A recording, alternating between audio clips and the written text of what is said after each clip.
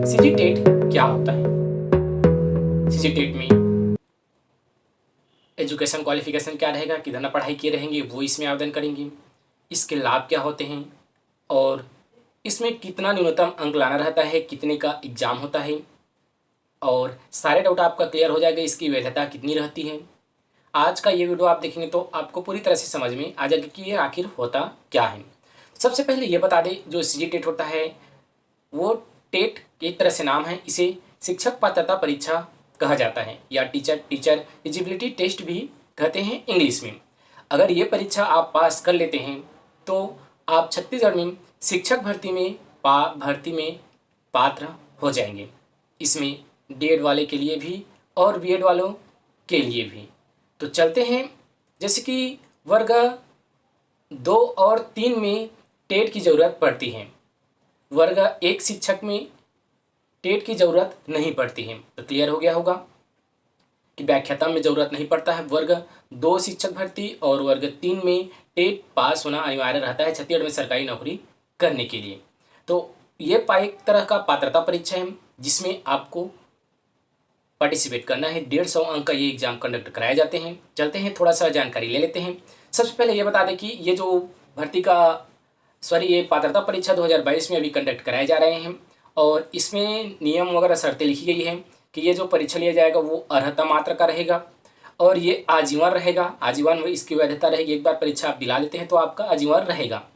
अगर आप इसमें से एसटी, एससी और दिया गया है अनुसूचित जाति, अनुसूचित जनजाति, अन्य पिछड़ा वर्ग जो गैर क्रीमी लेयर रहते हैं, उन्हें कम से कम 50% अंक लाने होंगे। 150 का एग्जाम कंडक्ट कराए जाते हैं तो आपको 75 अंक लाने ही होंगे, तभी आप इसमें पास हो जाएंगे। और आपको पास बस होना है, इसमें पात्रता है एक तरह का। और जो जनरल वर्ग के आते हैं उन्हें 60% अंक लाने होंगे। तो 75 इन्हें 60% अंक लाने हैं तो 150 का 60 हो जाता है। 90 नंबर कम से कम उन्हें लाने ही होंगे पास होने के लिए और आजीवन है। अब चलते हैं कि यहाँ पहली से 5वीं तक की कक्षा के लिए यहाँ पर आपका शो भी हो रहा है।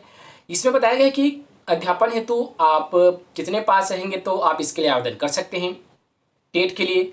तो यहाँ बताया गया है कि आपने अगर डीएड का कोर्स किए हैं, 12वीं के बाद डीएड का होता है तो भी आप पात्र हैं, आप इसमें आवेदन कर सकते हैं। अगर आप बीएड भी किए हैं तो भी आप इसमें आवेदन कर सकते हैं। वर्ग 2 और 3 के लिए बीएड कर लिए हैं तो वर्ग 1 में तो आप भरेंगे ही, आपको टेट भी नहीं लगेगा। लेकिन वर्ग 2 और 3 के लिए आप ये पास कर सकते हैं। अगर आप बीएलएड भी किए हैं, अंतिम वर्ष में है, आप पास भी नहीं किए हैं, अंतिम वर्ष में है, तब भी आप इसमें आवेदन कर सकते हैं। ये भी इसमें शामिल किया गया है। और स्नातक कर लिए हैं और प्रारंभिक शिक्षा में द्वितीय डिप्लोमा आप कर चुके हैं, 2 साल का आप कर रहे हैं या आप उत्तीर्ण हो चुके हैं, तब भी आप इसमें आवेदन कर सकते हैं। यहाँ पर बताया गया कि 50% अंकों के साथ आप स्नातक या शिक्षा स्नातक जैसे कि बीएड किए रहते हैं और आप अंतिम वर्ष में हैं तो भी आवेदन कर सकते हैं और उत्तीर्ण है तो भी आवेदन कर सकते हैं।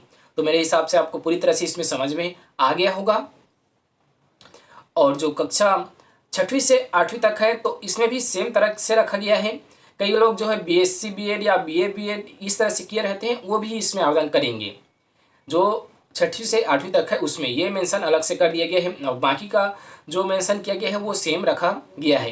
तो यहाँ से हमें समझ में आता है कि केवल आप अगर 12वीं किए हैं तो आप इसमें आवेदन नहीं, केवल अगर आप 12वीं किए हैं तो आप इसमें आवेदन नहीं कर सकते हैं। दोनों को इसमें मेंशन कर दिया गया है। आप पूरा इसका हर देख सकते हैं। बीएड किए हैं, डीएड किए हैं, वही इसमें अप्लाई करेंगे, यही यहाँ से लगता है।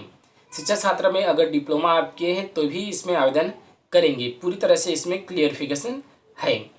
तो सारे डाउट आपको क्लियर हो गए होंगे। एज लिमिट के बारे में इसमें कोई अपडेट नहीं है। आप कितना भी एज कर हैं, आप डीएड बीएड किए हैं तो आप इसमें आवेदन कर सकेंगे।